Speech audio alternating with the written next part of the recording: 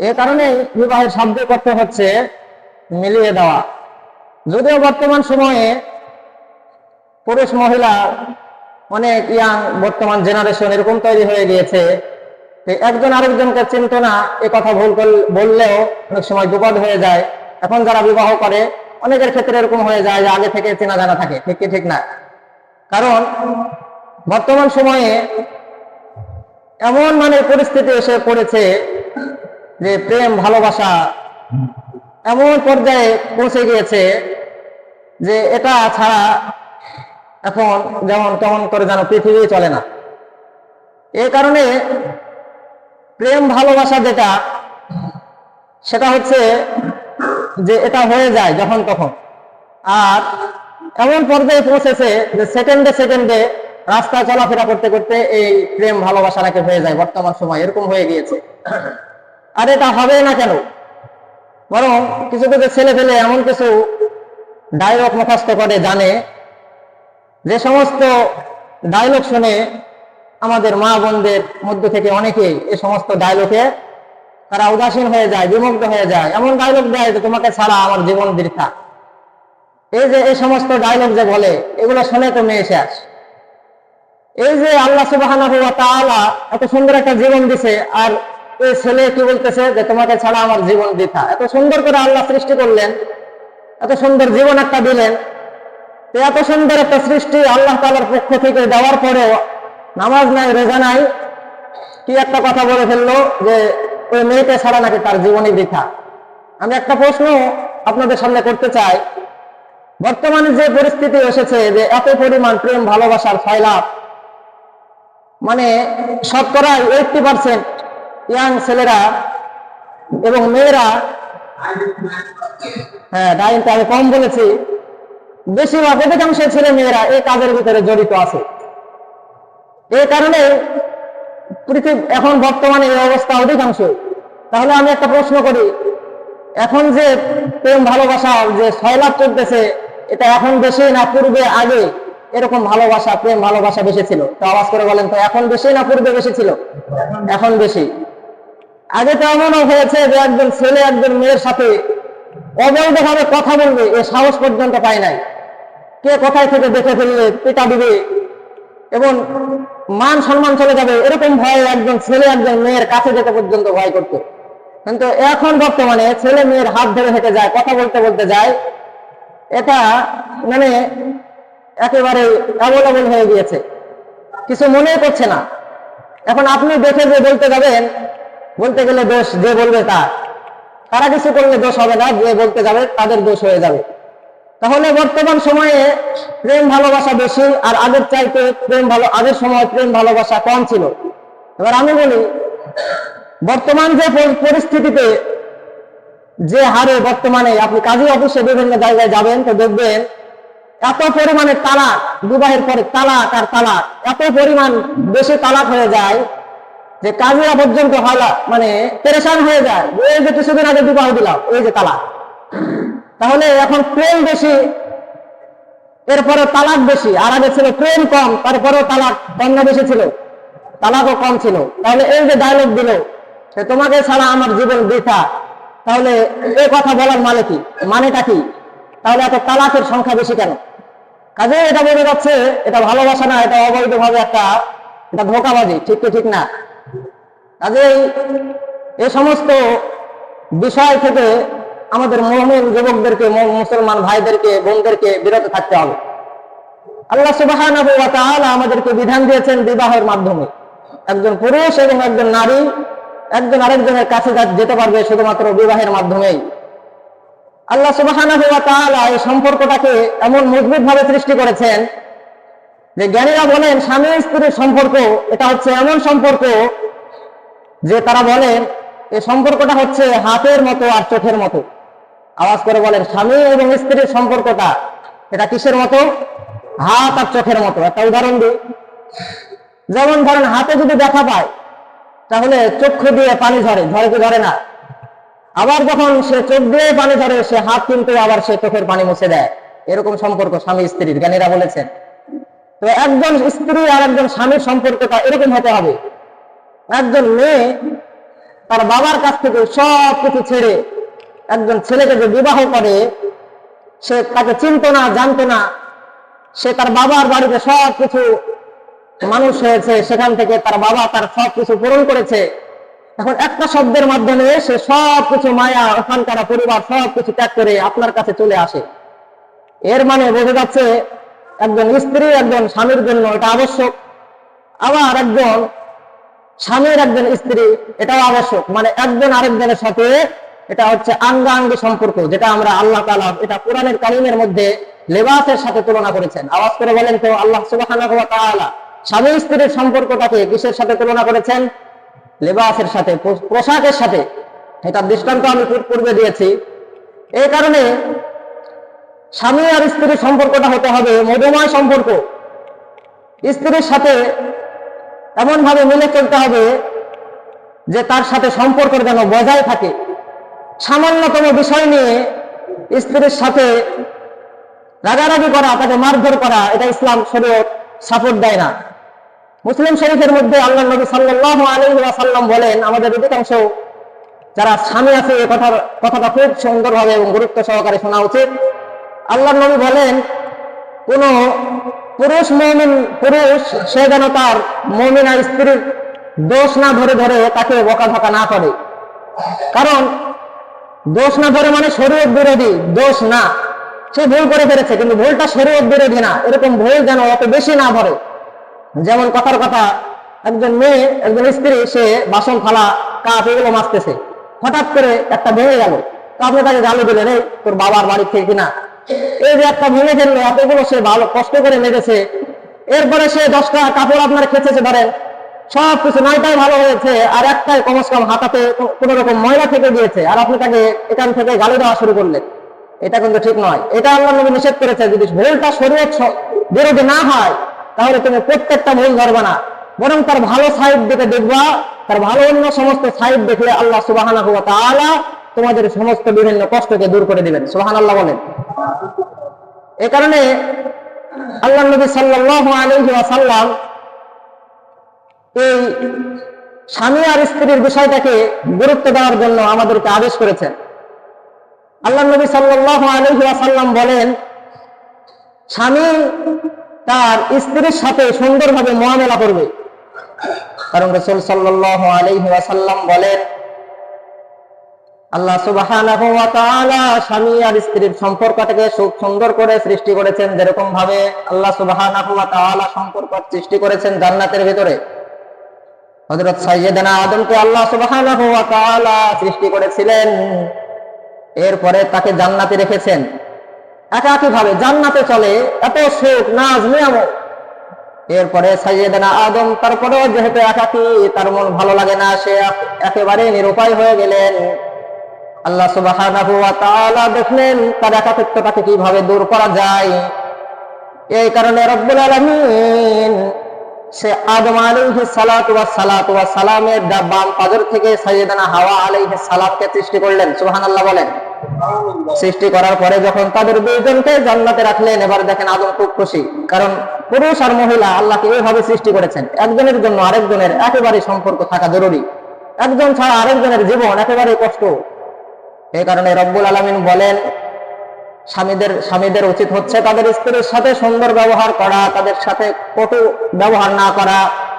আল্লাহর নবী সাল্লাল্লাহু আলাইহি ওয়াসাল্লাম এটাকে সুন্দর করে যত্ন করার জন্য বলেছেন। এটাকে তুলনা দিয়েছেন কাঁচের গ্লাসের সাথে।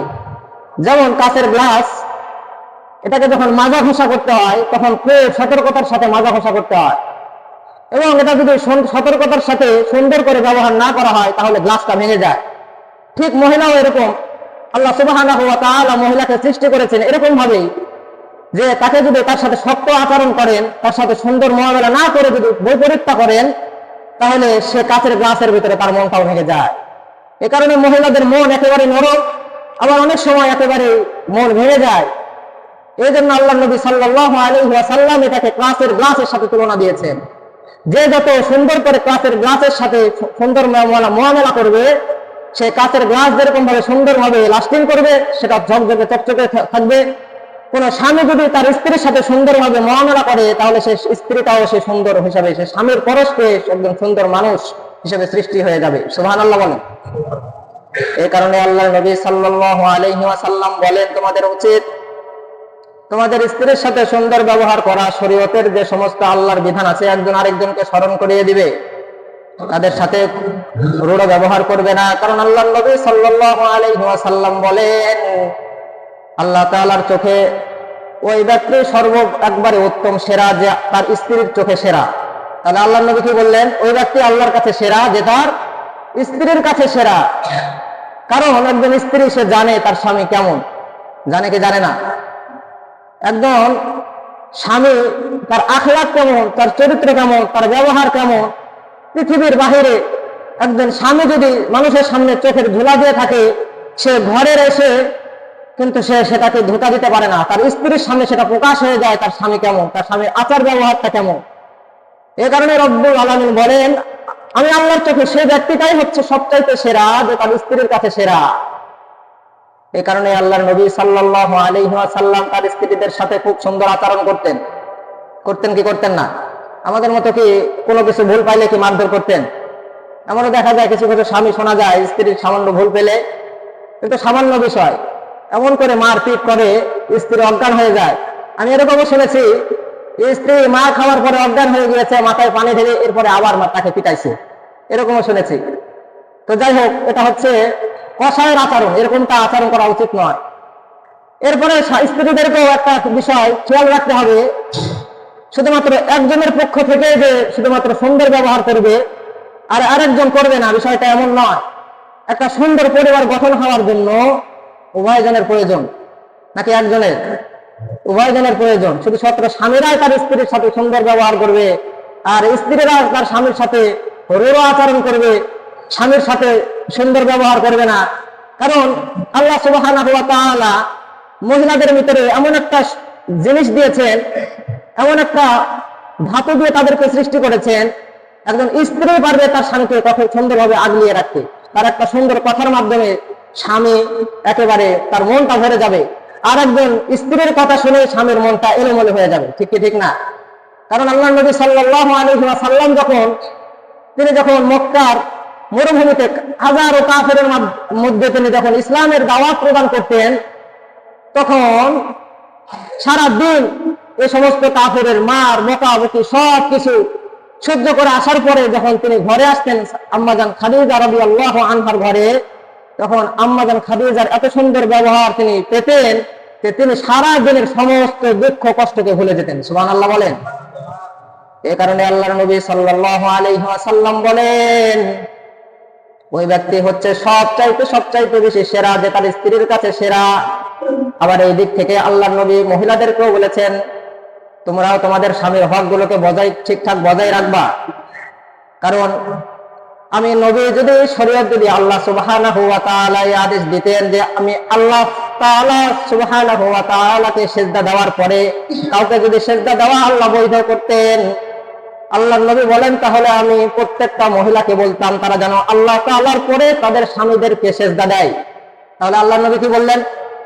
আল্লাহ তাআলা যদি বৈধ করতেন যে আল্লাহ তাআলাকে সিজদা ছাড়া আর কাউকে সিজদা দেওয়া বৈধ তো না, কিন্তু যদি বৈধ করতেন আল্লাহ, তাহলে আল্লাহ নবী বলছেন যে আমি মহিলাদেরকে আদেশ করতাম তারা যেন তাদের স্ত্রীদেরকে, তারা যেন তাদের স্বামীদেরকে কি করে? সিজদা করে। এর থেকে বোঝা যাচ্ছে স্বামীদের স্থান একজন স্ত্রীর কাছে কত বড়। স্বামীর হক, স্বামীর যে সমস্ত হক আছে এগুলোকে বজায় রাখতে হবে। আলোচনা ধারাবাহিকভাবে আসবে, কয়েক সপ্তাহ লাগবে আরো। তো যেহেতু স্বামী স্ত্রীর সম্পর্কটা খুব সুন্দর সম্পর্ক, আর এই সম্পর্ক তৈরি হয় বিবাহের মাধ্যমে, তাহলে আমরা এতক্ষণ কয়েক সপ্তাহ আলোচনা দ্বারা বুঝলাম বিবাহ এটা আমরা করতে হবে। তাহলে কিয়ামত পর্যন্ত আল্লাহ সুবহানাহু ওয়া তাআলার বিধানগুলো একের পর এক কিয়ামত পর্যন্ত টিকে থাকবে এই বিবাহের পর, মানে ধারাবাহিকতার সন্তানের মাধ্যমে। তাহলে এবার যে বিবাহ করবো, যাকে তাকে বিবাহ করা যাবে। আল্লাহ তাআলা সুবহানাহু ওয়া তাআলা সবার জন্য সবাইকে বিবাহ করা কি জায়েজ করেছেন? একটু আওয়াজ করে বলতে হবে। সবাইকে বিবাহ করা জায়েজ, নাকি কিছু কিছু মহিলা এরকম আছে যাদেরকে আল্লাহ সুবহানাহু ওয়া তাআলা চিরতর হারাম করেছেন? আল্লাহ সুবহানাহু ওয়া তাআলা আমাদেরকে বিবাহ করার আদেশ করেছেন, ঠিক আছে, কিন্তু সবাইকে না। কিছু কিছু এরকম মহিলা আছে যাদেরকে চিরতর বিবাহ করা হারাম। আবার কিছু আছে তৎক্ষণাৎ বিবাহ করা যাবে না, তবে পরবর্তীতে কোনো কারণবশত তাদেরকে বিবাহ করতে চাইলে আপনি করতে পারেন। অর্থাৎ একটা হচ্ছে মাহরাম আর একটা হচ্ছে গায়রে মাহরাম। মাহরামদেরকে বিবাহ করা চিরতর হারাম। এটার আয়াত আমি একটা একটা করে বলতেছি। আল্লাহ সুবহানাহু ওয়া তাআলা স্বয়ং কোরআনের কারীমের ভিতরে সূরাতুন নিসার ভিতরে আল্লাহ বলেন, এই জায়গায় আয়াতের ভিতরে 14 শ্রেণীর মহিলাকে আল্লাহ সুবহানাহু ওয়া তাআলা সরাসরি বিবাহ করা হারাম করে দিয়েছেন। 14 শ্রেণী সময় আছে, বলতে পারবো ইনশাআল্লাহ। তাহলে একটা একটা করে শুনেন 14 শ্রেণীর মধ্যে কারা কারা পড়ে। আল্লাহ বলছেন, হুররিমাত আলাইকুম উম্মাহাতুকুম, আমি তোমাদের উপর হারাম করে দিয়েছি বিবাহ করা উম্মাহাতুকুম, তোমাদের মাদেরকে, একেবারে হারাম। ওয়া উম্মাহাতুকুম ওয়া বানাতুকুম, তোমাদের মেয়েদেরকে, কন্যাদেরকে বিবাহ করা চিরতর হারাম। ওয়া আখওয়াতুকুম, এবং তোমাদের বোনদেরকে বিবাহ করা আমি চিরতর হারাম করে দিয়েছি। ওয়া বানাতুল আখি, এবং ভাইয়ের মেয়ে, তার মানে কি ভাতিজি, একেও বিবাহ করা আল্লাহ সুবহানাহু ওয়া তাআলা চিরতর হারাম করে দিয়েছেন। আপন কথা বলতেছে, এগুলো আপন চলতেছে। ফুফাতো মামাতো এগুলো বিবাহ করা জায়েজ, এগুলো চলতেছে আপন। ও বানাতুল আখি, আপন ভাইয়ের মেয়েকে অর্থাৎ ভাতিজিকে বিবাহ করা একেবারে হারাম। ও বানাতুল উখতি, এবং বোনের মেয়েকে, এর মানে কি হয় ভাগিনী, এদেরকে বিবাহ করা আল্লাহ হারাম করেছেন। ওয়া বানাতুল উখতি ওয়া উম্মাহাতুকুম আল্লাতী আরদাআনাকুম, এবং ওই সমস্ত মহিলাদেরকে বিবাহ করা তোমাদের জন্য একেবারে হারাম করেছি যারা তোমাদেরকে দুধ পান করিয়েছে, অর্থাৎ দুধ মা। ওয়া উম্মাহাতুকুম আল্লাতী আরদাআনাকুম ওয়া আখওয়াতুকুম মিনার রাদআ, এবং তোমাদের দুধ বোনকেও তোমাদের উপর বিবাহ করা আমি হারাম করে দিয়েছি। ওয়া উম্মাহাতুকুম আল্লাতী আরদাআনাকুম ওয়া আখওয়াতুকুম মিনার রাদআ ওয়া উম্মাহাতু নিসাইকুম, এবং তোমাদের স্ত্রীর মাদেরকে বিবাহ করা হারাম করে দিয়েছি। স্ত্রীর মা আপনার কি হয়? শাশুড়ি।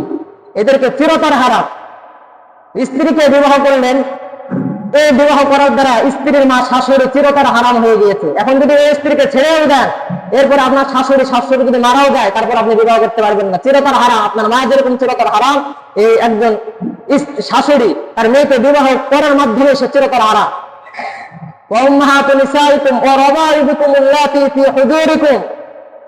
এবং তোমাদের ঘরে ওই সমস্ত প্রতিপালনাধীন মেয়ে, মিন নিসাইকুম, তোমাদের স্ত্রীদের মধ্য থেকে, অর্থাৎ আপনি একজন স্ত্রীকে বিবাহ করেছেন যার আগের ঘরে কোনো মেয়ে ছিল, এখন সে মেয়ে আপনার প্রতিপালনাধীন আছে, এখন ওই মেয়েকেও আপনার জন্য বিবাহ করা হারাম, কারণ আপনি তো তার মাকে বিবাহ করে আছেন।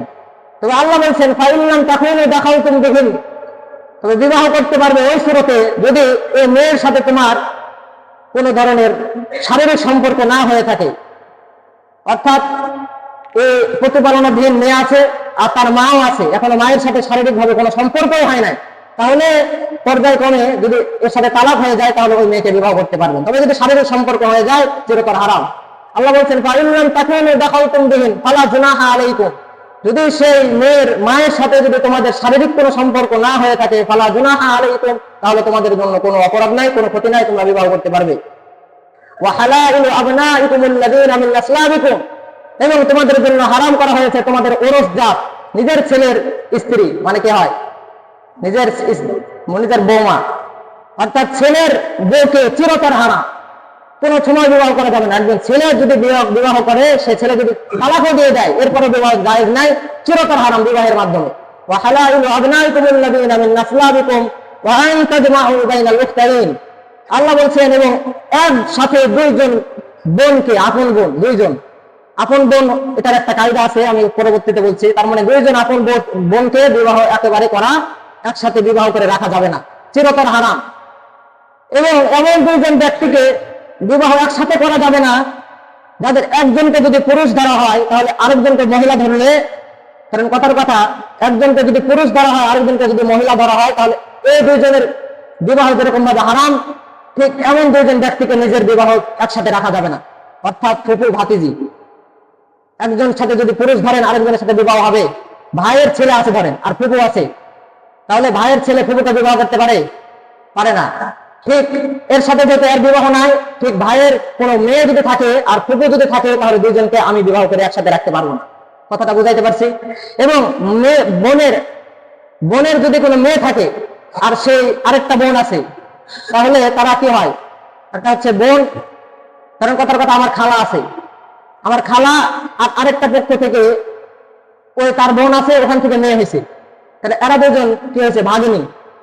বোনের মেয়ে, এই একসাথে এদের দুজনকে বিবাহ করলে যদি এদের সাথে তাদের বিবাহ সহি নাই, একজনকে পুরুষ ধরলে কায়দাটা খুব ভালো করে মনে রাখবেন, এমন দুইজনকে বিবাহ একসাথে আমি করে রাখতে পারবো না, তাদের একজনকে যদি পুরুষ ধরা হয় তাহলে ওই ব্যক্তির সাথে ওই মেয়ের সাথে তার বিবাহ সহি হবে না।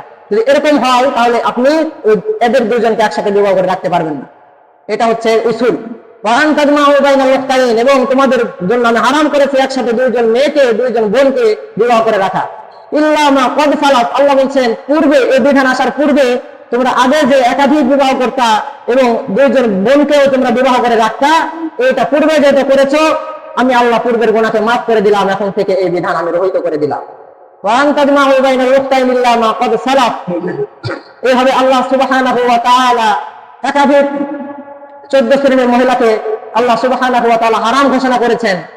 এবং হাদিসের ভিতরে আল্লাহ নবী সাল্লাল্লাহু আলাইহি ওয়াসাল্লাম আরো ব্যাপক কিছু মেয়েদেরকে বিবাহ করা হারাম ঘোষণা করে দিয়েছেন।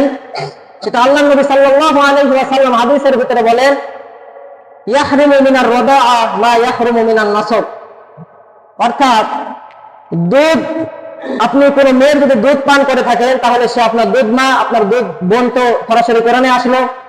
তাহলে দুধ খাওয়ার কারণে যে সমস্ত একটা সম্পর্ক তৈরি হয়, এই সম্পর্ক বিবাহ করা হারাম করে দেয়। যেরকম ভাবে নসব অর্থাৎ বংশের মধ্যে যাদেরকে বিবাহ করা হারাম, বংশের ভিতরে যাদেরকে বিবাহ করা হারাম, ঠিক একজন মেয়ের বিবাহ তার দুধ পান করার কারণে সেই বংশের ভিতরে যাদেরকে বিবাহ করা হারাম হয়েছে, দুধের মধ্যে এরকম ভাবে তাদের বংশের ভিতরে এই সমস্ত মেয়েদেরকে বিবাহ করা হারাম। অর্থাৎ দুধ মা বলেন, দুধ বউ বলেন, দুধ বোন বলেন, দুধ ফুফি বলেন, এভাবে আছে না, দুধ শাশুড়ি, এইভাবে একের পর এক, এবং এদেরকে বিবাহ করা যাবে না। এবং আরেকটা কায়দা আমি বলে দিই, আল্লাহ সুবহানাহু ওয়া তাআলা 14 শ্রেণীর ভিতরে যে বলেছেন এরকম মেয়েকেও বিবাহ করা যাবে না, আমি তো সরাসরি বললাম ওয়া আনতাজমাউ ওয়া হালাইলু আবনাইকুমুল্লাযীনা মিন আসলাবিকুম, তোমাদের আপন ছেলের স্ত্রীকে বিবাহ করতে পারবে না। এখন বিবাহ হয় নাই, বিবাহ ছেলের সাথে হয় নাই, কিন্তু কোনো শারীরিক ভাবে তার সাথে সম্পর্ক হয়ে গিয়েছে, তবুও বিবাহ করতে পারবেন না। এবং কোনো ছেলেও ওই সমস্ত মেয়েকে বিবাহ করতে পারবে না যার সাথে তার বাবা কোনোভাবে শারীরিক সম্পর্ক হয়ে গিয়েছে, বিবাহ হয় না কিন্তু শারীরিক সম্পর্ক হয়ে গিয়েছে, এরকম মেয়েকেও কোনো মহিলাকেও সেই ছেলে কোনোদিন বিবাহ করতে পারবে না। কথাটা বুঝাইতে পারছি? আল্লাহ সুবহানাহু ওয়া তাআলা যে সমস্ত বিধানগুলো দিলেন এবং সামনে এসেছে আর কয়েকটা শ্রেণীর, ওয়াল মুহসানাতু মিনান নিসা ইল্লা মা মালাকাত আইমানুকুম, এই সমস্ত বিধান হচ্ছে আরেকটা আছে গায়রে মাহরাম, এদেরকে তৎক্ষণাৎ বিবাহ করা যায় না, তবে পরবর্তীতে বিবাহ করা যায়। যেমন চাচি, তারপর মামি, এদেরকেও বিবাহ করা যায়, এই জন্য এদের সাথে দেখা করা যায় না। কখন বিবাহ করা যায়? যখন যদি মামা মারা যায়, এরপরে চাচা যদি মারা যায়, তখন সে চাচি যদি চায় আর সে ছেলেও যদি চায় বিবাহ করতে পারবে, তাহলে বিবাহ করতে পারবে, তার আগে কিন্তু পারবে না। এই কারণে আল্লাহ সুবহানাহু ওয়া তাআলা কয়েদ লাগিয়ে দিয়েছেন, ওয়াল মুহসানাতু মিনান নিসাই, ওই সমস্ত মেয়েদেরকে বিবাহ করা হারাম যারা কারো বিবাহ দিনে বন্ধনে আবদ্ধ আছে। অর্থাৎ আমার অধীনে কোনো একজন যদি মেয়ে থাকে তাহলে এই মেয়েকে বিবাহ করা আরেকজনের জন্য হারাম, কারণ সেটা আমার বউ, স্ত্রী। এই কারণে একজনকে যদি আমি কথার কথা আরেকজনের স্ত্রীকে আমার পছন্দ হয়েছে, আমি তাকে নিয়ে চলে গেলাম, এটা নিয়ে যাওয়া একেবারে হারাম। কারণ আমি যে তাকে নিয়ে গেলাম, আর আল্লাহ সুবহানাহু ওয়া তাআলা যে তালাকের ক্ষমতা দেখে দিয়েছেন, এটা শরীয়ত শুধুমাত্র পুরুষকেই দিয়েছেন, তার সাথে তো তালাকই হয় নাই। আপনি নিয়ে চলে যাওয়ার সাহসটা কোত্থেকে পেলেন? কারণ আপনি যে নিয়ে চলে গেলেন, এটা আপনার সাথে জেনা হচ্ছে, বিবাহ কিছু হয় না। এ কারণে তো আল্লাহ সুবহানাহু ওয়া তাআলা বললেন যে ওয়াল মুহসানাতু মিনান নিসা, তোমাদের জন্য আমি হারাম করেছি যে সমস্ত স্ত্রীরা তাদের বিবাহ বন্ধনে আবদ্ধ আছে। তাহলে তারা কি বিবাহ বন্ধনে আবদ্ধ নাই? তার সাথে যদি তার স্বামী যদি তাকে ছেড়ে দেয়, এরপরে তার ইদ্যত পালন করবে, তারপরে আপনি বিবাহ করতে পারবেন। একজনের স্ত্রীর স্বামী আছে, তার বিবাহ বন্ধনে আবদ্ধ আছে, আর আপনি নিয়ে চলে গেলেন, বিবাহ করে ফেললেন, এটা একটা তামাশা, ইসলামে এটার কোনো ভিত্তি নাই। তবে আল্লাহ বলছেন ইল্লা মা মালাকাত আইমানুকুম, তোমরা বিবাহ করতে পারবে বা ব্যবহার করতে পারবে তোমাদের দাসীদেরকে। আগে দাসীর প্রচলন ছিল, তো তোমাদের দাসীদেরকে তোমরা বিবাহ করতে পারবে। এই সমস্ত আল্লাহ সুবহানাহু ওয়া তাআলা একের পর একটা বিধান দিয়েছেন। সময় যেহেতু শেষ, আর 2 সপ্তাহের ভিতরে আমি আলোচনাটা শেষ করে দিব, গুরুত্বপূর্ণ আলোচনা কিছু আছে।